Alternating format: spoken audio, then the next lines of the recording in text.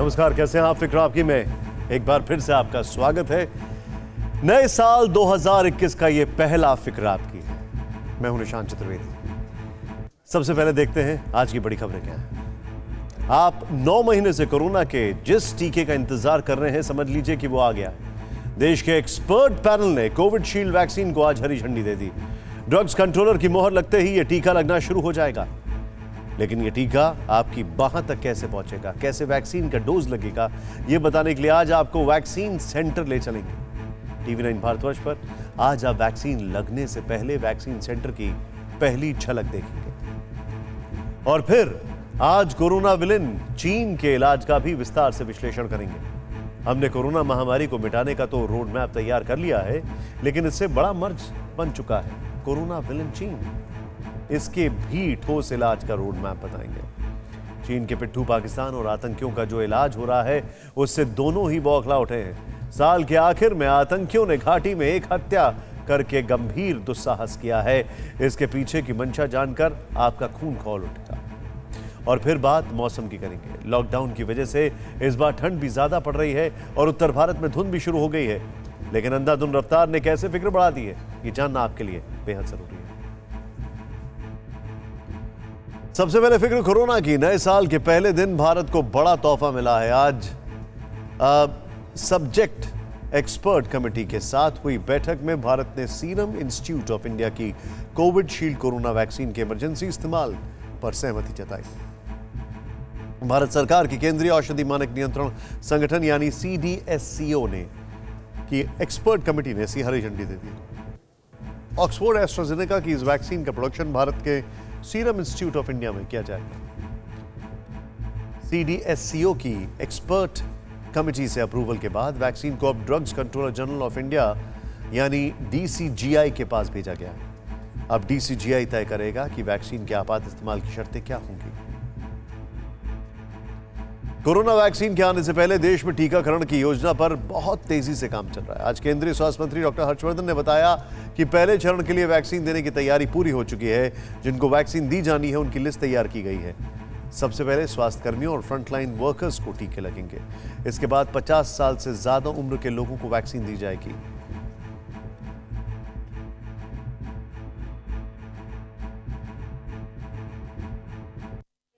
जो एक्सरसाइज है, इसका उद्देश्य भी यही है कि हम हमारी हर बारीक से बारीक जो एस्पेक्ट्स हैं उनको पूरी अच्छी तरीके से उनका अध्ययन कर लें। हमारे जो ड्रग कंट्रोलर के पास, एक्सपर्ट्स के पास अप्रूवल के लिए अपनी जो एप्लीकेशन है लगाई भी है और उनको अप्रूवल देने के संदर्भ में उनके डाटा को बहुत एग्रेसिवली, बहुत प्रोएक्टिवली स्टडी किया जा रहा है। कल यानी 2 जनवरी से पूरे देश में वैक्सीनेशन का ड्राई रन होगा। आज डॉक्टर हर्षवर्धन ने इसकी तैयारियों का भी जायजा लिया। वीडियो कॉन्फ्रेंसिंग के जरिए दिल्ली सरकार के साथ समीक्षा बैठक भी की। सरकार के निर्देश पर कल से हर राज्य के 2 शहरों में वैक्सीन के पहुंचने, वैक्सीन सेंटर तक जाने और फिर डोज देने की पूरी प्रक्रिया का रिहर्सल किया जाएगा। आज ऐसे ही वैक्सीनेशन सेंटर में टीवी 9 भारतवर्ष की टीम पहुंची। वैक्सीनेशन सेंटर को करीब से देखा और मेडिकल टीम से बारीकी से बातचीत की।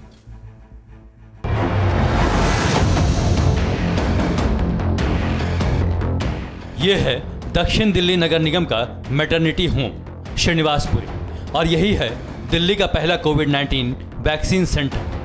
ये जगह जो है ये दिल्ली का देश का पहला कोविड-19 वैक्सीन सेंटर है और यहां पर वैक्सीनेशन की प्रक्रिया जो है वो किसी भी क्षण शुरू हो सकती है। हो सकता है कुछ सेकंड बाद, कुछ लम्हे बाद, कुछ मिनट बाद या कुछ घंटों के बाद। तो आइए बिना देर किए शुरुआत करते हैं इस वैक्सीनेशन सेंटर के अंदर चलकर और देखते हैं कि ये पूरी प्रक्रिया जो है जिसका इंतजार हम सभी कर रहे हैं ये कैसे कैसे आगे बढ़ेगी। हमारे संवाददाता शुभंकर मिश्रा जब अंदर की तरफ बढ़े तो वैक्सीन सेंटर के एंट्री पॉइंट पर एक अहम सूचना चिपकी मिली। राजधानी दिल्ली में अकेले पहले फेज में 51 लाख लोगों का वैक्सीनेशन किया जाएगा और जिसके लिए 1 करोड़ 2 लाख वैक्सीन की जरूरत होगी। 3500 स्वास्थ्य कर्मियों की टीम बनाई गई है जो इस प्रक्रिया को अंजाम देगी। लेकिन जैसे ही वैक्सीनेशन सेंटर आप पहुंचेंगे, बाहर आपको सारी डिटेल मिल जाएगी। 9 से 5 आपकी एंट्री है। आपको आईडी लेकर आनी होगी वेरिफिकेशन के लिए। रजिस्ट्रेशन के बाद मास्क पहनना अनिवार्य है, सैनिटाइज करना जरूरी है और 2 गज दूरी जो है वो भी जरूरी है। अब अगर बात की जाए कोविड-19 वैक्सीनेशन सेंटर की, तो 3 टुकड़ों में बांटा गया है। पहला वेटिंग रूम जिसे आप कह सकते हैं, दूसरा वैक्सीनेशन के लिए और तीसरा ऑब्जर्वेशन रूम।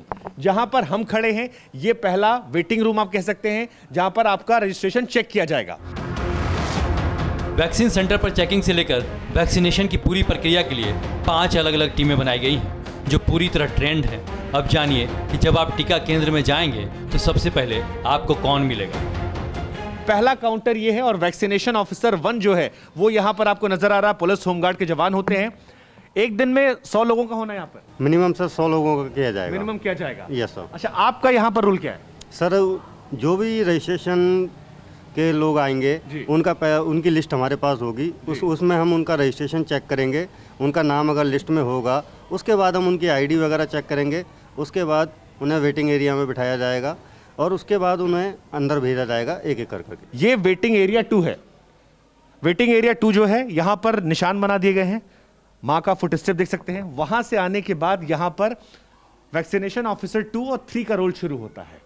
अब यहां पर 2 तरह के रोल है। एक व्यक्ति यहां पर आएगा जो भीड़ को संभालेगा। उसके अलावा यहां पर रजिस्ट्रेशन की प्रक्रिया चलेगी, कंप्यूटर में फीड किया जाएगा और रजिस्ट्रेशन की प्रक्रिया को दोबारा से वेरीफाई करने के बाद इस काउंटर से प्रक्रिया आगे बढ़ेगी। यहाँ हर लेवल पर आपकी वेरिफिकेशन की जाएगी।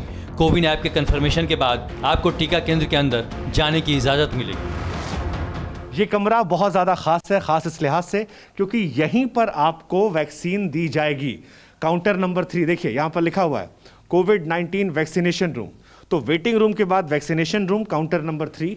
और हमें जैसा कि बताया गया है कि ये जो आपको कंटेनर नजर आ रहा है, यहां पर आपको डीप फ्रीजर, इसी में कोविड-19 की वैक्सीन आएगी। ये तमाम जो चीजें हैं वो यहां पर अपडेट कर दी गई हैं। सिरिंज जो है वो भी यहां पर रख दी गई है। ये अलग अलग किट्स हैं जो यहां पर रख दी गई, यानी अपनी तरफ से पूरी तैयारी है। अब इसके बाद जब वैक्सीन यहां पहुंचेगी उसके बाद की प्रक्रिया जो है शुरू हो जाएगी। कोरोना वैक्सीन देने के बाद टीका लगवाने वाले को 30 मिनट ऑब्जर्वेशन में रखा जाएगा। इसके लिए अलग से ऑब्जर्वेशन रूम बनाया गया है। ऑब्जर्वेशन रूम का काम यह है कि एक बार आपकी वैक्सीनेशन की प्रक्रिया पूरी हो जाती है उसके बाद आपको आधे घंटे यहां पर रहना अनिवार्य होगा। यह अनिवार्यता इसलिए की गई है कि कहीं वैक्सीन का आप पर कोई असर तो नहीं हो रहा। वो ये देखेंगे, सुनिश्चित करेंगे कि क्या आप स्वस्थ हैं। अगर आपकी सिचुएशन में कोई भी उतार चढ़ाव या कुछ भी नजर आता है तो यहां ऑब्जर्वेशन रूम से आपको बुलाया जाएगा। इस कमरे में देखिए, एक ये भी ऑब्जर्वेशन कमरा है और यहां पर आइए, और यहां पर अगर आप आएंगे तो ये भी एक कमरा है जहां डॉक्टर्स की, स्पेशलिस्ट की टीम मौजूद रहेगी। यहां पर आपको रेस्ट कराया जाएगा और आपका चेकअप भी हो सकता है। अगर आप आधे घंटे तक स्वस्थ रहते हैं तो ये जो मार्क यहां पर बने हुए हैं, इनके जरिए आप धीरे धीरे, ये देखिए, ये लाल निशान को हम फॉलो करते जा रहे हैं और इस लाल निशान के जरिए आप यहां से धीरे धीरे बाहर निकलेंगे और आधे घंटे के बाद आपकी ये पूरी प्रक्रिया खत्म हो जाएगी।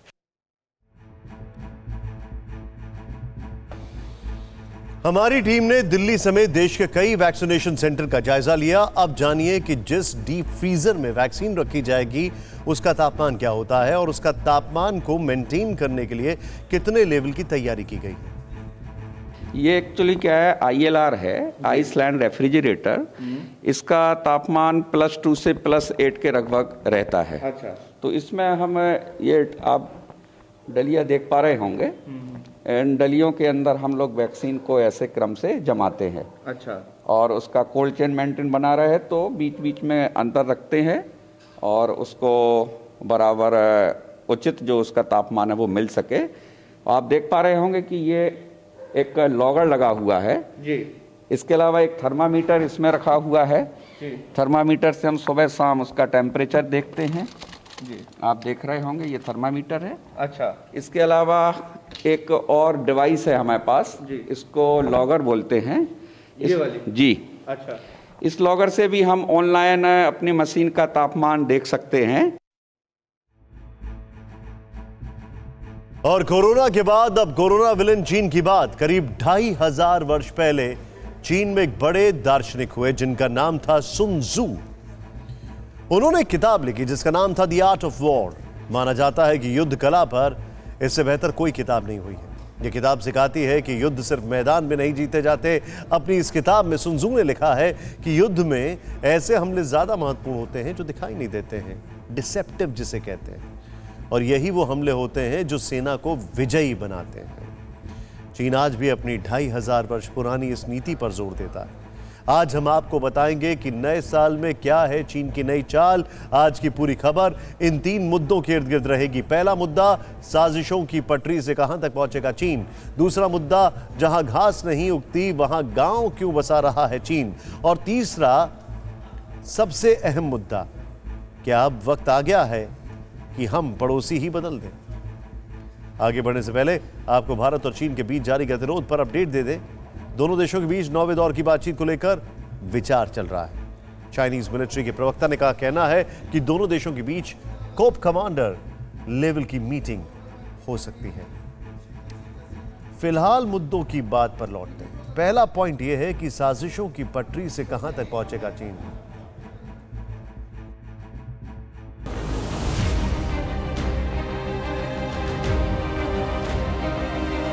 जब पूरी दुनिया नए साल का स्वागत कर रही थी, तब चीन साजिशों की पटरी को बिछाने का काम कर रहा था। साल के आखिरी दिन चीन ने अरुणाचल प्रदेश के पास तिब्बत के ल्हासा और नैंगशी शहरों को जोड़ने के लिए रेलवे लाइन बिछाने का काम पूरा कर लिया। ये लाइन छिंगाई तिब्बत पठार के दक्षिण पूर्व से गुजरेगी। सिचुआन तिब्बत रेलवे सिचुआन प्रांत की राजधानी चेंगडू से शुरू होता है और तिब्बत में प्रवेश करता है। इस रेल मार्ग से चेंगडू और ल्हासा के बीच यात्रा में लगने वाला समय 48 घंटे से बचकर 13 घंटे रह गया है। नैंगशी को स्थानीय लोग लिंझी भी बोलते हैं, जो अरुणाचल प्रदेश के नज़दीक है। इस लाइन पर रेलगाड़ी 160 किलोमीटर प्रति घंटे की रफ्तार से दौड़ सकेगी। 435 किलोमीटर लंबे इस रेल मार्ग पर 47 सुरंगें और 120 पुल हैं। तिब्बत की राजधानी ल्हासा और पूर्वी तिब्बत में नैंगशी को जोड़ने का ये काम 2014 में शुरू हुआ था। खबरों के मुताबिक चीन इस प्रोजेक्ट पर करीब $4 अरब यानी 292 अरब रुपए खर्च कर चुका है। लेकिन चीन ऐसा क्यों कर रहा है? ये सिर्फ रेलवे का विस्तार है या चीन की विस्तारवादी नीति का प्रसार? दरअसल इस रेल लाइन के शुरू होने से चीन की पीपुल्स लिबरेशन आर्मी का काम आसान हो जाएगा। चीनी प्रांत यून्नान के 14 ग्रुप आर्मी और सिचुआन के 13 ग्रुप आर्मी के लिए बॉर्डर तक मूवमेंट में आसानी हो जाएगी। चीन सिचुआन से तिब्बत तक एक और रेलवे लाइन की योजना बना रहा है। ये रेल मार्ग 1700 किलोमीटर लंबा हो सकता है। बताया जा रहा है कि ये 2026 तक पूरा कर लिया जाएगा। जाहिर है चीन का विस्तारवाद भारत के लिए चुनौती है। विस्तारवाद की जीत जब किसी पर सवार हुई है, उसने हमेशा विश्व शांति के सामने खतरा पैदा किया है। और साथियों, ये न भूले, इतिहास गवाह है कि ऐसी ताकतें मिट गई हैं या मुड़ने के लिए मजबूर हो गई। चीन की चालाकी तो देखिए, जब कोरोना चीन से निकलकर पूरी दुनिया में फैल रहा था, तब चीन तेजी से साजिश की पटरी बिछा रहा था। चीन सिर्फ साजिश की पटरी ही नहीं बिछा रहा है, बल्कि साजिश के गांव भी बसा रहा है। चीन उन इलाकों में गांव बसा रहा है जहां घास तक नहीं उगती। और जानते हैं चीन ऐसा क्यों कर रहा है? क्योंकि भारत अब हिमालय की ओर अहम चोटियों पर झंडे गाड़ चुका है, जिसे देखकर चीन की घबराहट बढ़ती जा रही है। साल बदल गया, लेकिन करीब 9 महीनों से जारी भारत और चीन के बीच तनाव के हालात नहीं बदले। इस समय दोनों देशों के 50,000 से 1 लाख तक सैनिक LAC पर डटे हुए हैं। तापमान -30 से -40 तक पहुंच चुका है। ऑक्सीजन और पानी की कमी तो है ही। हाई एल्टीट्यूड में भूख भी कम हो जाती है, लेकिन हालात जस के तस हैं। फिलहाल LAC पर भारत और चीन 15 जगहों पर आमने सामने हैं। ये इलाके हैं कुंगरांग नाला, Depsang plain, Karakoram pass, south Pangong, हैनान, रैकिन, Chumar, Demchok, Rechinla, finger area 4, black top, Gogra, hot spring, Galwan के पहाड़, हेलमेट टॉप, DBO और चुशुल। सैनिकों की तैनाती में आसानी रहे, इसके लिए भारत ने कम से कम 14 महीने का स्टॉक तैयार कर रखा है। 12,000 से 20,000 फीट की ऊंचाई तक तैनात सैनिकों को एक्सट्रीम कोल्ड क्लाइमेट क्लोथिंग दी गई है।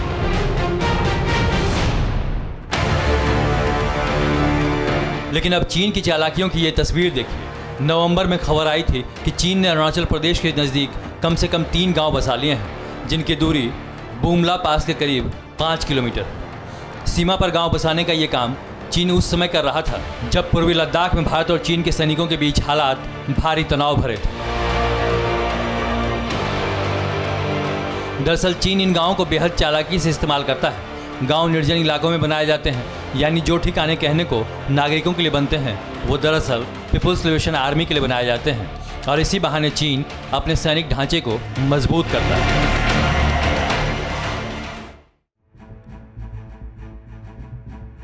आइए अब आपको करीब से दिखाएं और समझाएं कि चीन आखिर क्या कर रहा है। तस्वीर वर्ष 2000 की है, फरवरी का महीना, और भारत की सीमा और भूटान की सीमा के बेहद पास खाली पड़े इलाके में चीन अचानक गांव बसाने लगता है। यह वो इलाका है जहां आबादी नहीं रहती है। 17 फरवरी वाली तस्वीर में सिर्फ एक गांव दिखाई दे रहा है। इसमें करीब 20 स्ट्रक्चर्स बने हुए हैं जिनकी लाल रंग की छत है। यहां पर आप देखें जरा।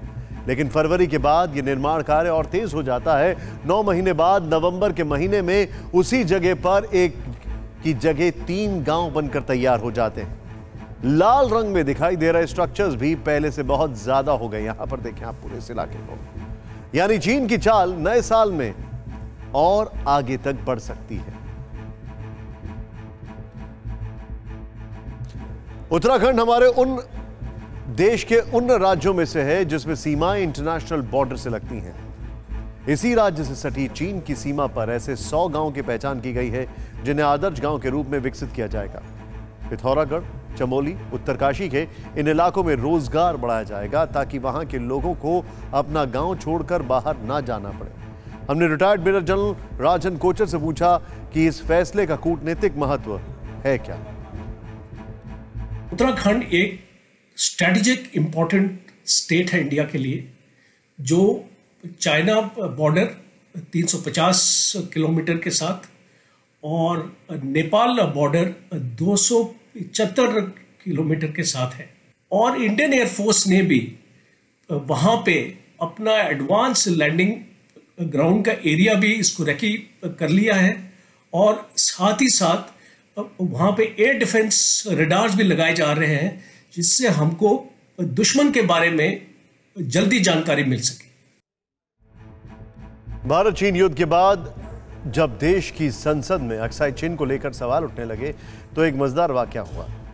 तब जवाहरलाल नेहरू देश के प्रधानमंत्री थे और महावीर त्यागी देहरादून से सांसद थे। संसद में उस जमीन की वापसी को लेकर हंगामा हुआ जिसे चीन ने कब्जे में कर लिया था। नेहरू जी ने कहा कि उस जमीन का क्या मतलब है जहां घास तक नहीं उगती। इस पर महावीर त्यागी ने अपना गंजा सिर दिखाकर कहा, इस पर भी बाल नहीं उगते, तो क्या ऐसे आप चीन को सौंप देंगे? खैर, अब भारत 1962 का नहीं 2021 का भारत है, और जहां घास नहीं उग सकती वहां कम से कम सड़कें बहुत तेजी से बन रही हैं। बॉर्डर के इलाकों में साल 2008 से 2017 के बीच केवल 230 किलोमीटर सड़कें बनाई गई थी, जबकि 2017 से 2020 के बीच 470 किलोमीटर लंबी सड़कों का निर्माण कार्य किया गया। इसी तरह पहाड़ी इलाकों में सड़क बनाने के लिए 2008 से 2017 के बीच केवल 1 सुरंग का निर्माण किया गया, जबकि 2014 से 2020 के बीच 6 सुरंगें बनाई गई। चीन की विस्तारवादी नीति पर रोक लगाने के लिए एक साथ कई मोर्चों पर आगे बढ़ना होगा। पिछले दिनों अमेरिका ने बड़ा कदम उठाया। अमेरिका ने एक ऐसा कानून पास करके तिब्बतियों को धार्मिक नेता चुनने का अधिकार दे दिया। तिब्बत भारत का पड़ोसी देश है, उसकी निर्वासित सरकार भारत में है। देखा जाए तो पड़ोस में परिवर्तन भी चीन के खिलाफ एक कूटनीतिक जवाब हो सकता है। चीन के बाद खबर उसके पिट्ठू पाकिस्तान की, जो चीन की तरह ही बौखलाया हुआ है, और बौखलाहट में उसके आतंकी घाटी में बेगुनाह हिंदुओं का खून बहा रहे हैं, बुजुर्गों पर गोलियां बरसा रहे हैं। हालांकि इसके पीछे की मंशा बेहद खतरनाक है, बेहद सोची समझी है। अगर आप भी सुनेंगे तो आपका खून खौल उठेगा।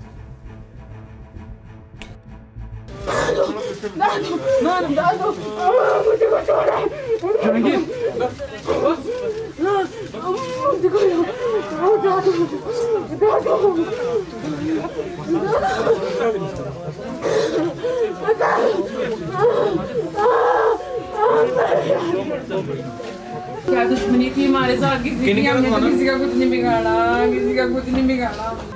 हमने तो किसी का कुछ नहीं बिगाड़ा। क्या दुश्मनी थी हमारे साथ किसी की? कलेजा चाक करने वाली इस चीख पुकार की आखिरी लाइन सुनिए। क्या दुश्मनी थी हमारे साथ किसी की? हमने तो किसी का कुछ नहीं बिगाड़ा, किसी का कुछ नहीं बिगाड़ा।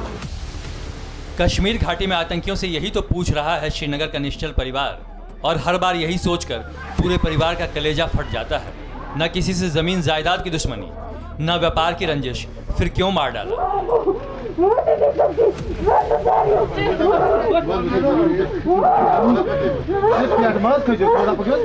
फिर क्यों सरेआम दिन दहाड़े आतंकियों ने 62 साल के बुजुर्ग हिंदू व्यापारी सतपाल निश्चल को दुकान के अंदर घेर कर गोलियों से भून डाला? AK-47 की तड़तड़ाहट से व्यापारी का सीना छलनी कर डाला। यही सवाल TV9 भारतवर्ष भी पूछता है। क्या यह कश्मीर के आतंकियों की बौखलाहट है? क्या घाटी के आतंकियों में ऑपरेशन क्लीन का गुस्सा है? क्या घाटी के बचे खुचे हिंदुओं का हाल भी वो कश्मीरी पंडितों की तरह करना चाहते हैं? या फिर वो कश्मीर में अपने नापाक आका के आदेश पर हिंदुओं में दहशत का राज कायम करना चाहते हैं? हर सवाल का जवाब सुनकर आप चौंक जाएंगे, क्योंकि लश्कर का पिट्ठू आतंकी संगठन TRF ने व्यापारी सतपाल निश्चल की हत्या की जिम्मेदारी ली है। TRF के आतंकवादियों ने ही साल के आखिरी दिन एक सोना व्यापारी की गोली मारकर हत्या कर दी। आतंकियों ने श्रीनगर में सरायबाला के भीड़भाड़ वाले बाजार में वारदात को अंजाम दिया। आसपास के दुकानदार उन्हें अस्पताल ले गए, जहां डॉक्टरों ने उसे मृत घोषित कर दिया। एजेंसियों ने इलाके में सर्च ऑपरेशन चलाया, लेकिन आतंकियों का पता नहीं चल पाया। आसपास लगे CCTV कैमरा फुटेज की भी पड़ताल की जा रही है। हम श्रीनगर के इंदिरा नगर में स्थित निशल निवास में हैं और बता दें आपको कि ये निशल परिवार वही परिवार है जिनके सदस्य को कल श्रीनगर के सराय बाला इलाके में, जो कि सोनार पेशे से थे, एक बुज़ुर्ग सदस्य थे इनके, और वहाँ पे जो है अज्ञात मिलिटेंटों ने उन पर हमला कर दिया और उनको गोली मार दी। इस पूरे इलाके में कह सकते हैं एक मातम सा बिछ गया है, क्योंकि एक बुज़ुर्ग सदस्य जो मोहल्ले का था उसको ऐसे बर्बरता से मारना, निर्ममता से मारना। सतपाल निश्चल, जो मूल रूप से अमृतसर के रहने वाले थे और 40 साल से श्रीनगर में रह रहे थे, उनकी हत्या से घाटी के हिंदुओं में दहशत है। श्रीनगर के सरायबाला में मातम पसरा है। सबके जहन में एक ही सवाल है, आगे क्या होगा? क्योंकि TRF ने खुलेआम गिदड़भबकी भी दी है। TRF यानी द रेजिडेंस फ्रंट ने कहा है, नया डोमिसाइल कानून कबूल नहीं है। मूल कश्मीरियों के अलावा जम्मू और कश्मीर में जो भी संपत्ति अर्जित करता है तो उनको कब्जा करने वाला माना जाएगा। सतपाल निश्चल कश्मीर के भौगोलिक परिवर्तन और हिंदू फासिस्ट ताकतों की साजिश में शामिल था।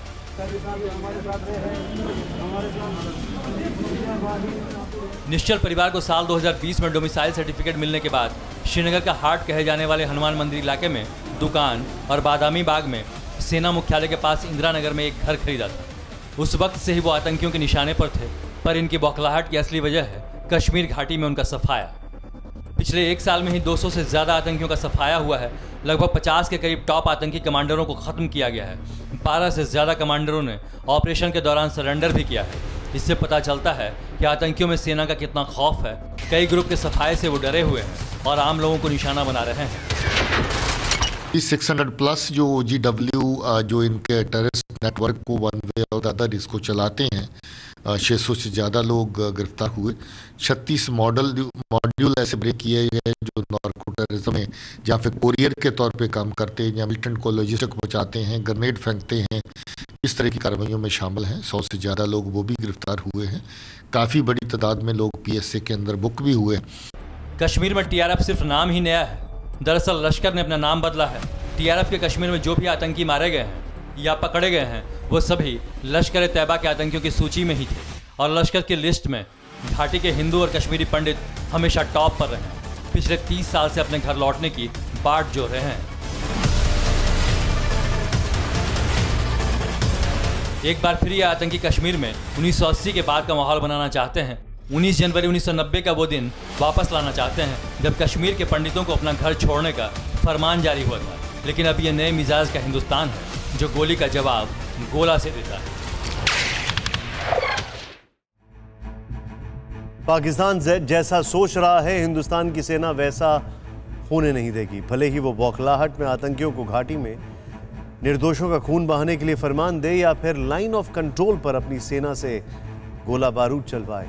अब बाजवा सेना की खैर नहीं, तभी तो 24 घंटे धर्म का अफीम पीने वाला पाकिस्तान और उसकी सेना मस्जिदों को भी निशाना बना रही है। अचानक रात के अंधेरे में पाकिस्तान की गोलीबारी से युद्ध जैसे हालात बन गए। अंधेरी रात में गोला बारूद से उठी तेज रोशनी कई किलोमीटर दूर तक दिखी। लाइन ऑफ कंट्रोल पर ऐसा पाकिस्तान पहले भी करता रहा है। कुपवाड़ा जिले के तंगधार को पहले भी निशाना बनाता रहा है, लेकिन इस बार इमरान खान और भाजपा की सेना ने एलओसी पर नया पैंतरा अपनाया। बौखलाहट में उसने सीज फायर उल्लंघन की पूरी रणनीति ही बदल दी।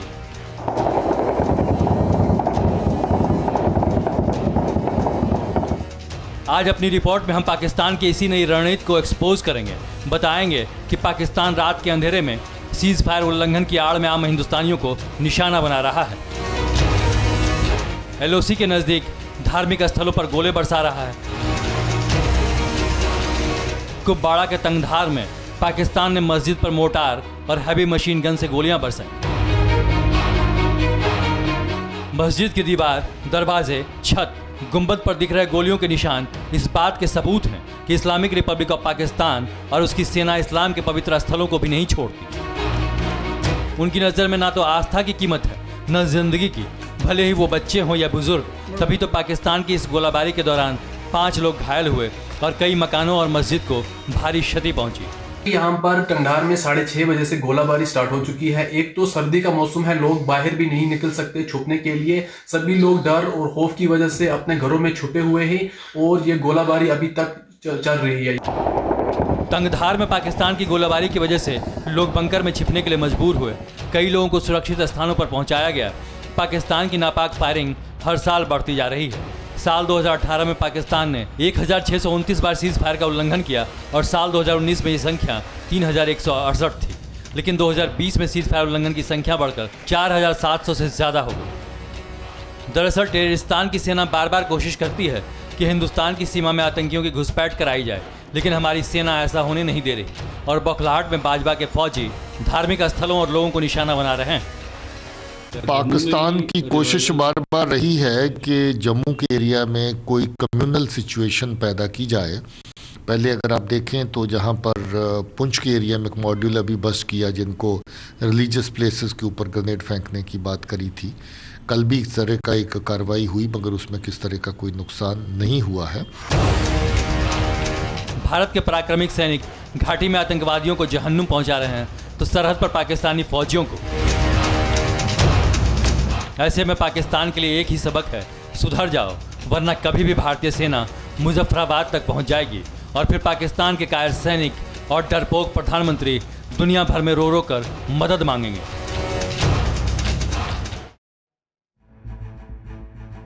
पाकिस्तान के लिए हमेशा ही धर्म एक हथियार की तरह रहा है और इस हथियार को वो भरपूर तरीके से इस्तेमाल करता आ रहा है। अब आस्था की इस फिक्र की ओर बढ़ते हैं। हिंदुस्तान की 1.25 अरब आबादी जब भी अपनी चुनौतियों के बारे में सोचती है तो हम यकीन के साथ कह सकते हैं कि चुनौतियों की लिस्ट में धर्म कहीं नहीं होता। लेकिन धार्मिक उन्माद की कुछ तस्वीरें आज एक बार फिर फिक्र बढ़ा रही हैं, जिन्हें समझने की ज़रूरत है और संभलने की भी ज़रूरत है। शिकागो सम्मेलन में स्वामी विवेकानंद ने कहा था कि सांप्रदायिकता धर्मांधता और उससे पैदा होने वाले खतरनाक उन्मादी सोच लंबे अरसे से इस सुंदर धरती पर कब्जा जमा रखा है। इन बुराइयों ने सारी दुनिया को हिंसा से भर दिया है, धरती को बार बार इंसानों के खून से नहलाया है, सभ्यताओं को नष्ट किया है और भरे पूरे राष्ट्रों को बर्बादी की गर्त में धकेला है। अगर बुराइयों के खौफनाक दानव मौजूद नहीं होते तो मानव समाज आज के मुकाबले कहीं ज्यादा विकसित हुआ होता। आखिरी लाइन पर अगर देश ने गौर किया होता तो आज तक हर तरह के फसाद पर पूर्ण विराम लग गया होता, लेकिन ऐसा नहीं हुआ। हमारे पड़ोसी देश पाकिस्तान में एक पाप हुआ है। पाप ही नहीं, ये घोर पाप है। पाकिस्तान के खैबर पख्तूनख्वा के कड़क इलाके में एक मंदिर को तहस नहस कर दिया गया। पाकिस्तान के टेरी गांव का यह ऐतिहासिक कृष्ण द्वार मंदिर था, जिसमें उन्मादियों ने तोड़फोड़ की और आग लगा दी। मंदिर के ही बगल में परमहंस जी महाराज की समाधि थी, उसे भी तोड़ दिया गया। हजारों बलवाई यहाँ पर घंटों उपद्रव करते रहे और पुलिस ने कोई हस्तक्षेप नहीं किया। दरअसल ये पड़ोसी देश पाकिस्तान का वो चरित्र है जिसे देखकर खून खौल उठता है।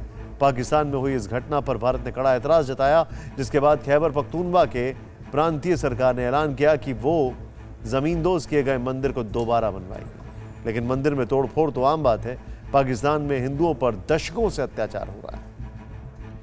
एसोसिएटेड प्रेस की एक रिपोर्ट बताती है कि 2020 में पाकिस्तान में हिंदू लड़कियों पर कोविड-19 की महामारी के दौरान भी अत्याचार नहीं रुका। इस्लामाबाद के औरत फाउंडेशन की एक रिपोर्ट बताती है कि पाकिस्तान में हर साल 1000 लड़कियों और महिलाओं का अपहरण होता है। हर महीने 20 से 25 हिंदू लड़कियों का जबरन धर्म परिवर्तन कराया जाता है और अपहरण करने वालों से उनका निकाह करा दिया जाता है। इसका असर यह हुआ कि 1947 में जिस पाकिस्तान में 20.5% हिंदू रहते थे, वहां 1998 में 1.6% हिंदू रह गए। माना जाता है कि इसके बाद 2 दशक में यह आंकड़ा और भी गिर गया। पाकिस्तान में हो रहे इस अत्याचार पर हर हिंदुस्तानी का खून खौलना चाहिए, लेकिन अगर हम इस बहस को आगे बढ़ाएं तो हमें अपनी गिरेबान में भी झांकने की आवश्यकता है। आज हम आपको हिंदुस्तान की 3 तस्वीरें दिखाना चाहते हैं। 2 जगह मंदिरों में तोड़फोड़ हुई है और 1 जगह 2 समुदायों में हिंसा। सबसे पहले बात हिंदुस्तान के एक हिस्से से आई हिंसा की तस्वीरों की, जहां हिंदुस्तान वो देश नहीं है जहां पर अल्पसंख्यकों को दबाया जाता है या उनके साथ गैर बराबरी की जाती है। इसलिए हमें इस हिंसा को भी देखना चाहिए और इस राष्ट्रीय शर्म को महसूस करना चाहिए।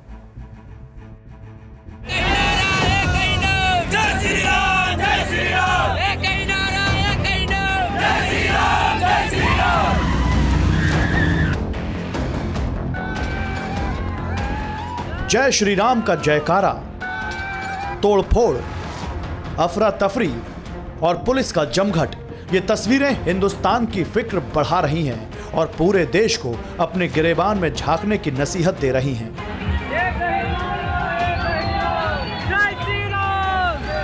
मामला मध्य प्रदेश में मंदसौर के गौतमपुरा इलाके का है, जहां हिंदू संगठनों ने राम मंदिर के लिए बाइक रैली निकाली थी। इस रैली को मुस्लिम बहुल गांव से होकर गुजरना था, यानी तनाव फैलाने का पूरा इंतजाम था और हुआ भी वो ही। आरोप है कि गांव से गुजरते वक्त रैली पर पथराव किया गया, हवाई फायरिंग की गई, जिसमें कुछ लोग घायल हो गए। रैली शांतिपूर्वक निकल रही थी। श्री राम मंदिर निर्माण के उपलक्ष्य में उनको पूरे गांव में दिखाने के लिए कि ये राम मंदिर के चंदा एकत्रित के लिए एक गांव से दूसरे गांव जाने के समय उनने पीछे से पथराव चालू कर दिया। बताया जा रहा है कि बाइक रैली निकालने के लिए बाकायदा इजाजत ली गई थी। बावजूद इसके ना तो पुलिस इस विवाद को रोक सकी, ना ही धार्मिक उन्माद में डूबे लोग खुद को रोक सके।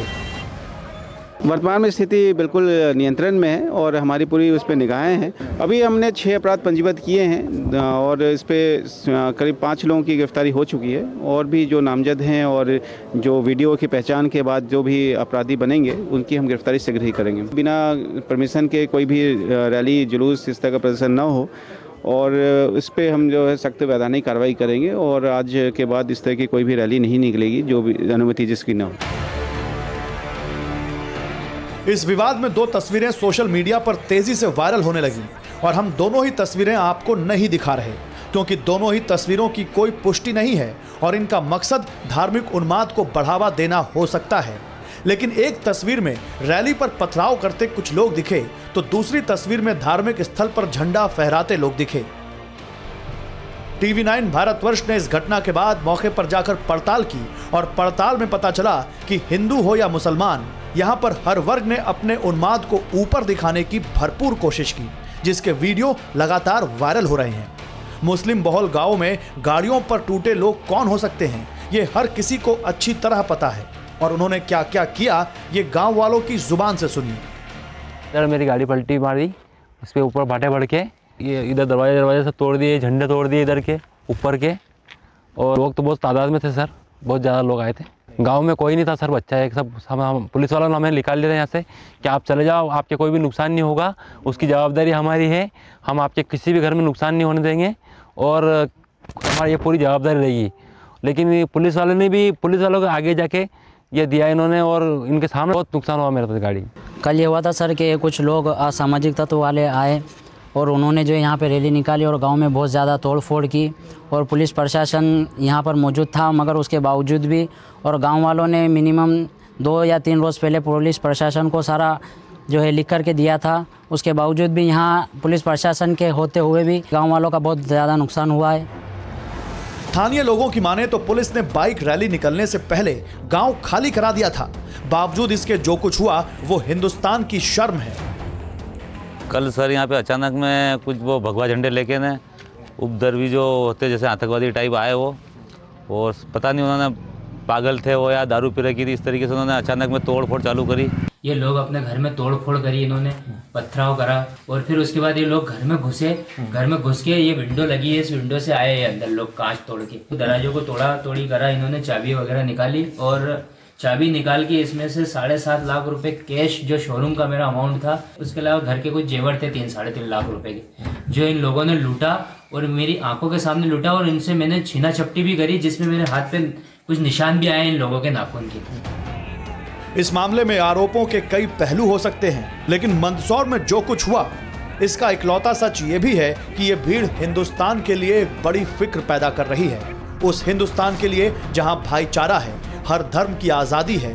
और अगर ये बात इस भीड़ ने समझ ली होती तो ना तो यहाँ पर उपद्रव हुआ होता, ना पुलिस को बुलाना पड़ता और ना ही सरकारों पर उंगली उठाने की जरूरत पड़ती।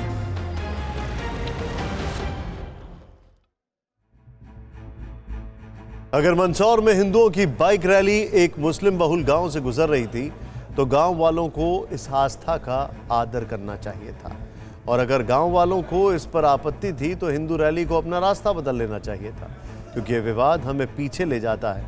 अब आपको आंध्र प्रदेश के एक विवाद की ओर ले चलते हैं। आंध्र प्रदेश के बीजेपी नेता सुनील देवधर ने ट्वीट करके एक मंदिर में तोड़फोड़ का मुद्दा उठाया। अभी कुछ दिन पहले की यह घटना है जब विजयनगरम जिले में कोडांडा रामास्वामी मंदिर में कुछ उपद्रवियों ने घुसकर तोड़फोड़ की और भगवान राम की मूर्ति तोड़ दी।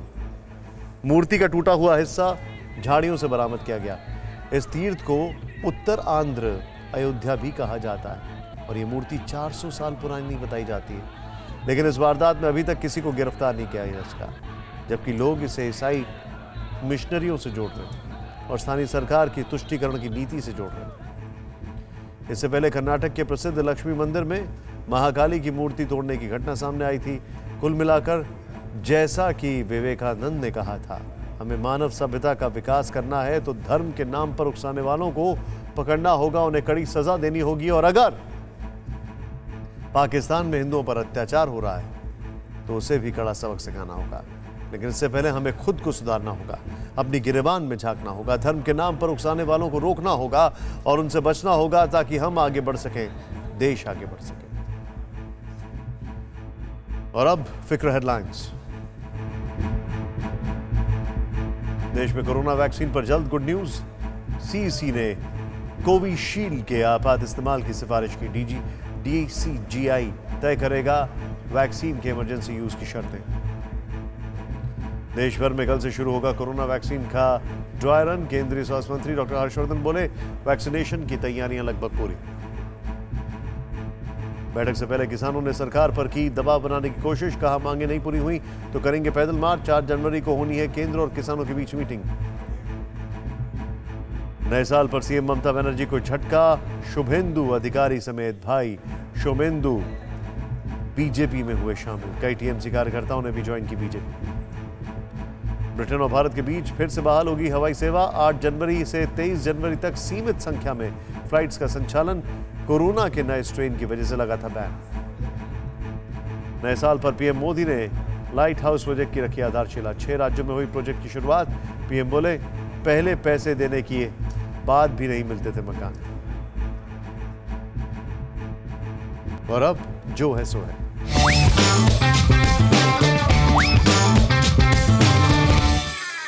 जो खास हो उसको फोन पर, जो बेहद खास हो उसको फोन पर लंबी बात करके हैप्पी न्यू ईयर, जो इंपॉर्टेंट हो उसको भी फोन करके, जो कम इंपॉर्टेंट हो उसको मैसेज करके, मैसेज उसको भी जो सीधे फोन किए जाने को गुस्ताखी समझकर नाराज हो सकता हो और आपके हितों पर असर हो सकता हो। बाकी आसपास के लोगों को जो थोड़े से खास हैं उनको हैप्पी न्यू ईयर के साथ नाम लिखकर जो इससे भी कम वाले हों उनको सेम टू यू एक बार लिखकर उसी को कॉपी करके इस कैटेगरी के सभी लोगों को पेस्ट एंड सेंड। और इस पायदान में सबसे आखिर में वो जो भांप लिए जाते हैं कि अपने काम या स्वार्थ के चलते मैसेज कर रहे हैं, उनको यूं ही छोड़ दिया जाता है। और वो बेचारा उम्मीद का मारा हर थोड़ी देर में चेक करता है मैसेज पढ़ा गया कि नहीं। और ऐसा वाला कभी सामने टकरा गया, हिमाकत करके पूछ बैठा, क्या सर तीज त्योहार के मैसेजेस का भी जवाब नहीं देते? तो जवाब, अरे व्हाट्सएप फ्री है ना, आप तो जानते हैं इतने मैसेजेस गिरते हैं कि पूरे देख पाना मुश्किल हो जाता है। हालांकि शिकायत करने वाले ने भी यही प्रक्रिया दूसरों के साथ की होती है। ओकेजन मैसेजिंग और व्हाट्सएप का भी पूरा मनोविज्ञान है जो गुजरते वक्त के साथ और इवॉल्व होता जा रहा है। बाकी तो जो है सो है। न्यूज़ टॉप 9 रोज सुबह 7 बजे और शाम 7 बजे सिर्फ TV9 भारतवर्ष पर।